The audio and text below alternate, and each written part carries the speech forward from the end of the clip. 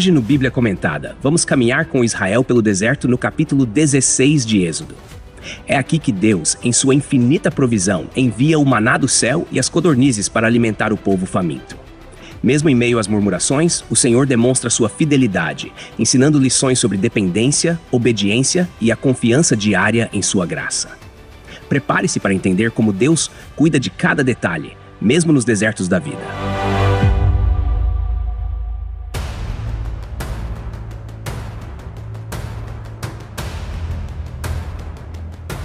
Hoje no Bíblia Comentada, vamos mergulhar no capítulo 16 do livro de Êxodo. Este trecho narra uma das experiências mais marcantes do povo de Israel no deserto, quando Deus, em sua infinita graça, começou a suprir as necessidades do seu povo com o maná e codornizes. À medida que exploramos os versículos, iremos ver a profundidade desse relato e como ele nos aponta para a fidelidade divina e os desafios da caminhada da fé. O capítulo começa com o povo saindo de Elim e indo para o deserto de Sim, que fica entre Elim e o Sinai. Esse deslocamento ocorre no 15º dia do segundo mês, após a saída do Egito. Aqui, no versículo 1, vemos a especificidade do registro bíblico, pois datas como essa nos mostram que o evento é histórico e não uma alegoria. A referência ao local também é importante. O deserto de Sim era uma região árida, desprovida de recursos naturais. Deus conduziu o povo a esse lugar, mas não por acaso. Ele os estava ensinando a confiar totalmente em sua provisão, algo que aprenderemos nos versículos seguintes. Nos versículos 2 e 3, o texto nos revela um cenário de murmuração. O povo começa a reclamar contra Moisés e Arão, expressando um desejo quase irônico de voltar ao Egito. Eles dizem: "Quem nos dera tivéssemos morrido pela mão do Senhor na terra do Egito, quando estávamos sentados junto às panelas de carne e comíamos pão com fartura. Pois vocês nos trouxeram a este deserto para matar toda esta multidão de fome." Aqui percebemos como a memória humana é seletiva em tempos de dificuldade. No Egito, os israelitas sofreram amargamente sob a opressão, mas agora a escassez no deserto os faz romantizar o passado, esquecendo-se das promessas de Deus. É uma lição prática para nós, pois frequentemente, em momentos de crise, tendemos a olhar para trás e esquecer o cuidado constante do Senhor. Ao chegar no versículo 4, Deus, em sua paciência e misericórdia, responde ao clamor do povo. Ele diz a Moisés: "Eis que farei chover pão do céu para vocês. O povo sairá e recolherá diariamente a porção para cada dia, para que eu os ponha à prova para ver se andam na minha lei ou não." Veja como o Senhor, mesmo diante da reclamação, não age com ira, mas com graça. Ele promete suprir as necessidades de seu povo, mas com um propósito pedagógico: testar a obediência deles. O maná, portanto, não seria apenas alimento, mas também uma lição de dependência e fidelidade. No versículo 5, Deus estabelece um detalhe adicional. No sexto dia, eles deveriam recolher o dobro da porção diária, porque o sétimo dia seria de descanso, um sinal do cuidado divino e do princípio do sábado, que já era observado antes mesmo da promulgação oficial da lei no Sinai. Isso reforça o caráter ordenado e planejado de Deus em cuidar de seu povo, ao mesmo tempo em que estabelece um ritmo sagrado para a vida. Os versículos 6 e 7 nos mostram Moisés e Arão anunciando ao povo as palavras de Deus. Eles dizem: "Ao entardecer, vocês saberão que foi o Senhor quem os tirou da terra do Egito. E, pela manhã, verão a glória do Senhor, porque ouviu as suas murmurações contra ele. Pois, quem somos nós para que murmurem contra nós?" Aqui, é importante notar como a liderança de Moisés e Arão aponta constantemente para Deus. Eles não tomam crédito pelas ações divinas, mas lembram o povo de que é o Senhor quem está agindo. Além disso, a expressão "verão a glória do Senhor" destaca que a provisão de Deus não é apenas funcional, mas também uma manifestação de sua majestade e cuidado. No versículo 8, Moisés reforça essa mensagem ao dizer que o Senhor ouvirá as murmurações do povo e responderá com carne à noite e pão pela manhã. Ele também destaca que, ao murmurar contra os líderes, o povo estava, na verdade, murmurando contra Deus. Isso nos ensina algo muito relevante sobre liderança espiritual. Reclamar contra os instrumentos de Deus é, de certa forma, questionar a própria autoridade divina. No versículo 9, Moisés instrui Arão a dizer a toda a congregação dos filhos de Israel: "Aproximem-se da presença do Senhor, porque ele ouviu as suas murmurações." Esse chamado à aproximação é significativo. Apesar das reclamações, Deus convida o povo a estar em sua presença. Isso nos lembra que a graça divina sempre se sobrepõe à nossa falibilidade, e Ele continua nos chamando, mesmo quando erramos. Finalmente, no versículo 10, o texto nos mostra o povo olhando para o deserto e vendo a glória do Senhor aparecer na nuvem. A nuvem, que já os acompanhava desde a saída do Egito, era um símbolo visível da presença divina. Essa manifestação reafirma que Deus estava com eles em cada passo da jornada, mesmo nos momentos mais difíceis. A visão da glória de Deus deveria servir como um lembrete constante de que Ele era suficiente para suprir todas as suas necessidades. No versículo 11, o texto nos diz que o Senhor fala diretamente a Moisés, reafirmando seu compromisso de cuidar de Israel. Esse diálogo entre Deus e Moisés destaca a intimidade que o líder tinha com o Senhor, servindo como intermediário entre o céu e a terra. Deus se apresenta como o ouvinte atento das murmurações do povo, mostrando que ele não é um Deus distante, mas presente e envolvido na vida de seus servos. O versículo 12 traz a promessa de Deus. Tenho ouvido as murmurações dos filhos de Israel. Diga-lhes, ao entardecer vocês comerão carne, e pela manhã se fartarão de pão. Assim vocês saberão que eu sou o Senhor, seu Deus. Aqui, o Senhor não apenas promete suprir as necessidades físicas, mas também reafirma sua identidade como o Deus que libertou Israel do Egito. Essa provisão dupla, carne à noite e pão pela manhã, é uma manifestação da abundância divina e uma lição prática de que Ele é a fonte de tudo o que necessitamos. Quando chegamos ao versículo 13, a promessa começa a se cumprir. Ao entardecer, subiram codornizes e cobriram o arraial, e pela manhã havia uma camada de orvalho ao redor do acampamento. Imagine a cena. Codornizes chegando em grande quantidade, facilmente capturadas pelo povo, e ao amanhecer, o chão coberto por algo misterioso que logo seria identificado como maná. Isso demonstra que Deus opera tanto no natural quanto no sobrenatural, utilizando meios comuns e extraordinários para cuidar dos seus. O versículo 14 nos descreve o maná. Quando o orvalho evaporou, na superfície do deserto havia uma coisa fina e semelhante a escamas, fina como a geada sobre a terra. É fascinante como a Bíblia detalha essa provisão divina. O maná, algo nunca antes visto, era uma demonstração clara de que o Senhor estava cuidando do seu povo de maneira única. Ele não apenas proveu alimento, mas um sustento diário que vinha diretamente de sua mão.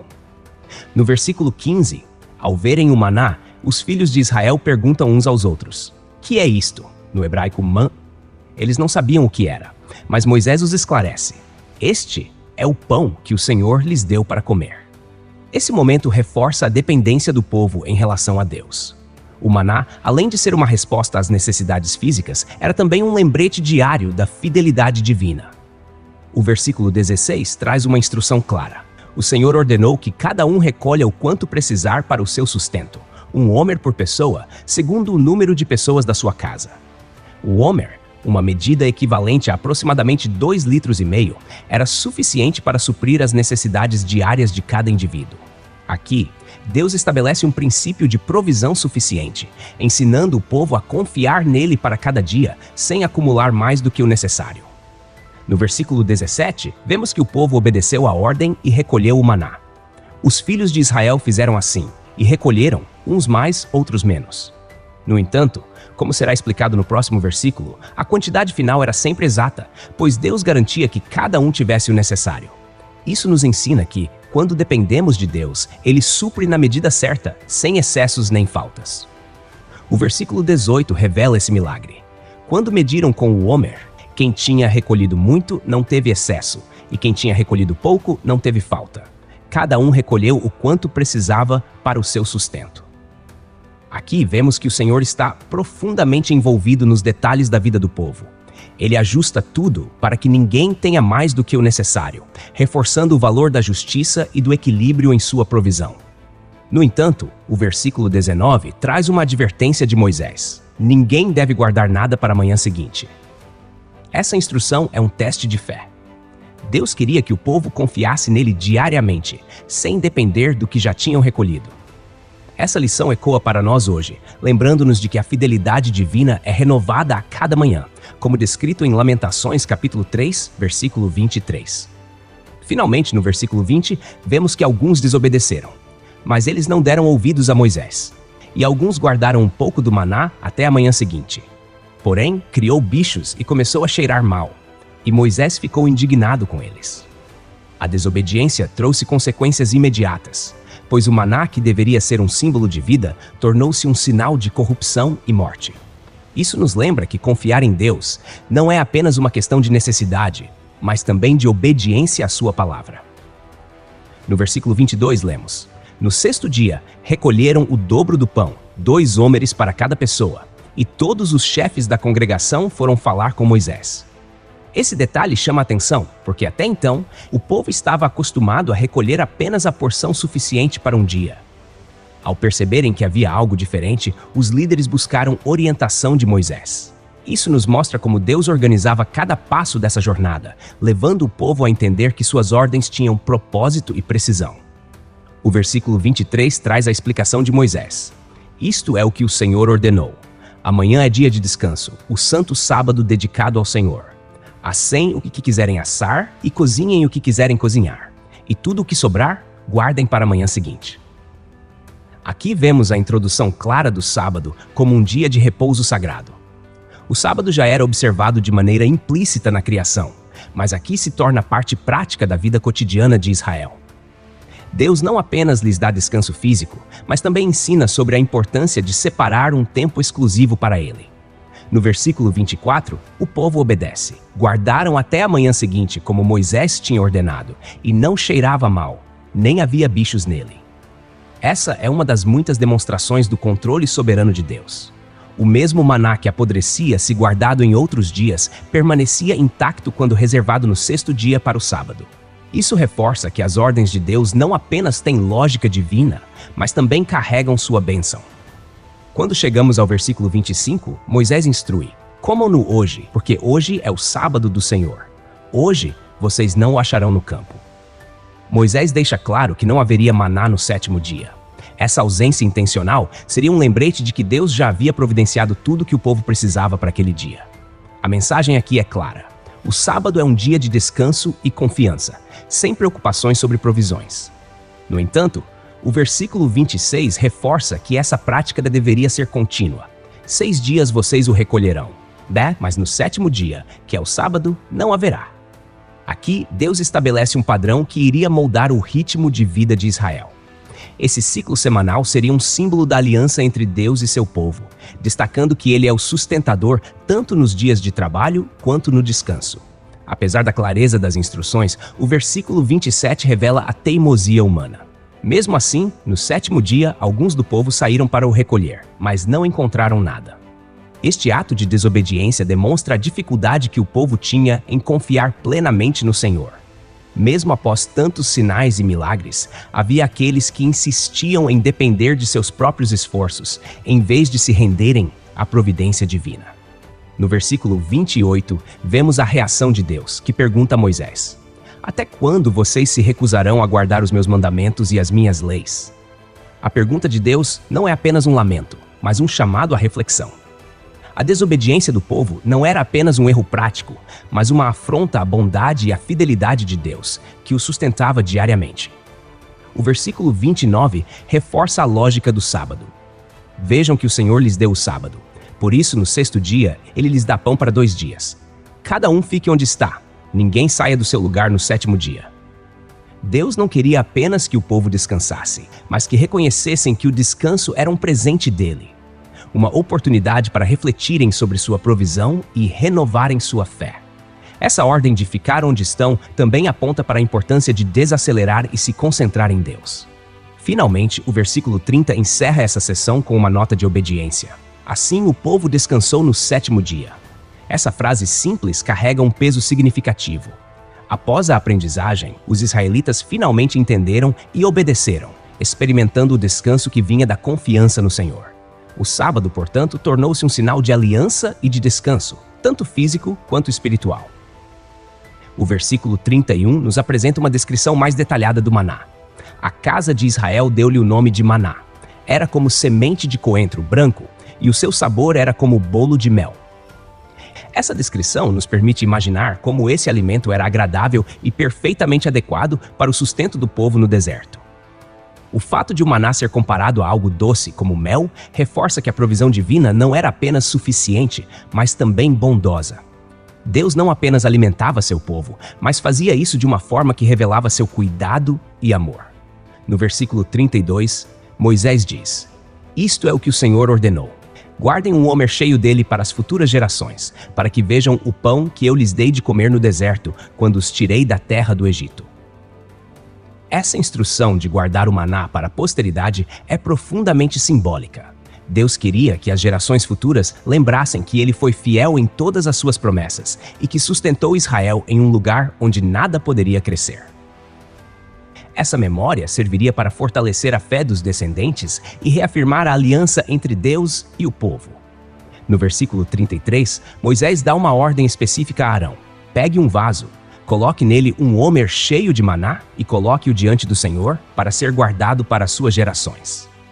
A instrução de colocar o maná em um vaso e deixá-lo diante do Senhor sugere reverência e santidade. O maná seria posteriormente guardado na Arca da Aliança, que simbolizava a presença de Deus entre o povo.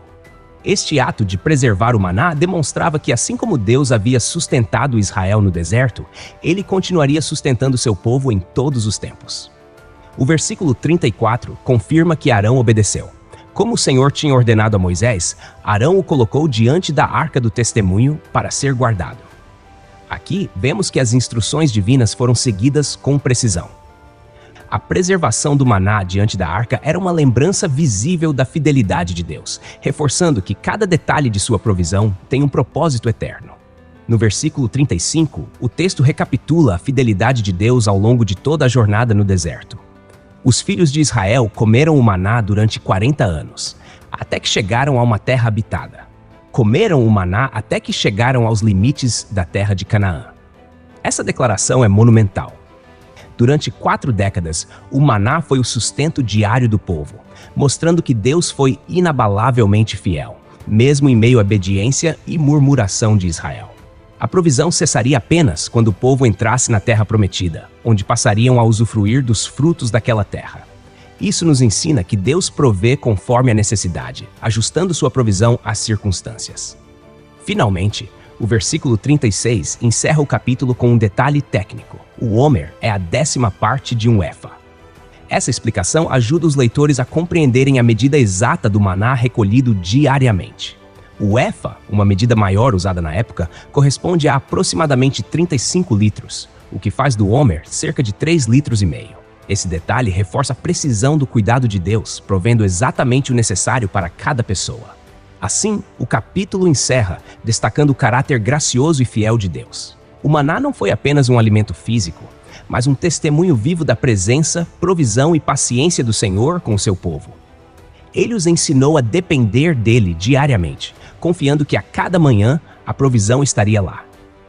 Para nós hoje, o maná aponta para Cristo, o pão da vida, que supre todas as nossas necessidades espirituais e nos ensina a confiar plenamente na fidelidade do Pai.